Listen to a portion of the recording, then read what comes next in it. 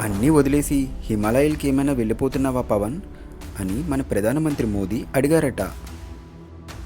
ఇక విషయానికి వస్తే ఉప ముఖ్యమంత్రి పవన్ కళ్యాణ్ ఈ మధ్య పూర్తిగా కాషాయం టర్న్ తీసుకున్నారు. ఆయన ఎప్పుడు చూసినా కాషాయంలో కనిపిస్తూ ఏదో ఒక దీక్ష చేస్తున్నారు. మొన్నటికి మొన్న కాషాయ వస్త్రాలు ధరించి తీర్థయాత్రలు చేశారు.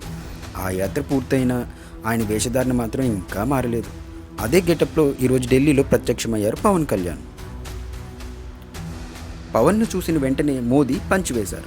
ఆయన వేషధారణ చూసి అన్నీ వదిలేసి హిమాలయాలకి ఏమైనా వెళ్ళిపోతున్నారా అంటూ జోక్ చేశారు. ప్రధాని జోక్కి పవన్ ముసిముసిగా నవ్వేశారు. వేదికపై ఉన్న పెద్దలందరినీ పలకరిస్తూ ముందుకెళ్లిన ప్రధాని మోదీ పవన్ దగ్గరికి వచ్చేసరికి మాత్రం కాసేపు ఆగారు. పవన్పై జోక్ వేశారు. పవన్ కళ్యాణ్ స్థాయి ఇది అంటూ ఆయన అభిమానులు, జనసేన కార్యకర్తలు ఆ వీడియోను వైరల్ చేస్తున్నారు.